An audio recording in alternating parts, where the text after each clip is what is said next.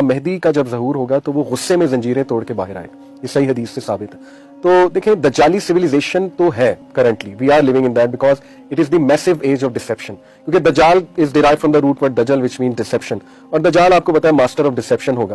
یعنی پروفیٹ صلی اللہ علیہ وسلم نے کہا کہ اس کے ہاتھ میں جنت ہوگی بٹ اٹس ایکچولی ہیل, اور اس کے ہاتھ میں آگ ہوگی بٹ اٹس ایکچولی پیراڈائز. یعنی ہر چیز الٹ ہو رہی ہوگی, ہماری جو بایولوجیکل کلاک ہے وہ الٹ ہو چکی ہوگی, فطرت سے انسان ہٹ چکا ہوگا, اتنا کیپٹیویٹڈ ہوگا اس سو کالڈ گلیمرس سویلائزیشن سے کہ انسان آخرت کے بارے میں سوچنا ہی چھوڑ دے گا. پرائرٹیز بہت چینج ہو جائیں گی.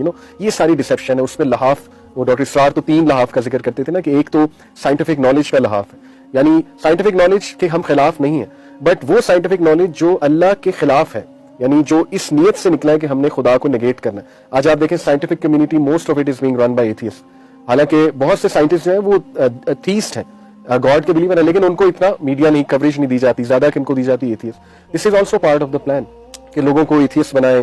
اور آپ کو پتا ہے جب خدا کا وجود اور خدا کے کانسیپٹ سے لوگ گئے, پیچھے کچھ نہ بچا, پیچھے پھر ہیومن بینگ ویک ہو گیا, ایکسپلائٹیشن کے لیے جو ہے وہ بہت زیادہ ولنریبل ہو گیا.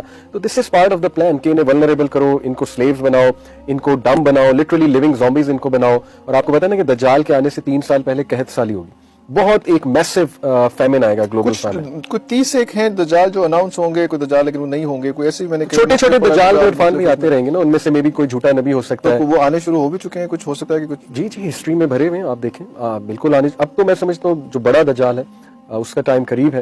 اور جیسے میں نے 3 سال گلوبل فیمن کا ذکر کیا, اس میں ایک بڑا انٹرسٹنگ سولوشن بھی ہمیں ملتا ہے. صحابہ نے پوچھا تھا کہ اس دوران ہم کیا کھائیں گے, کیونکہ فیمن ہوگا, ہم اپنے آپ کو فزیکلی کیسے رکھیں گے, کیسے سروائیو کریں گے.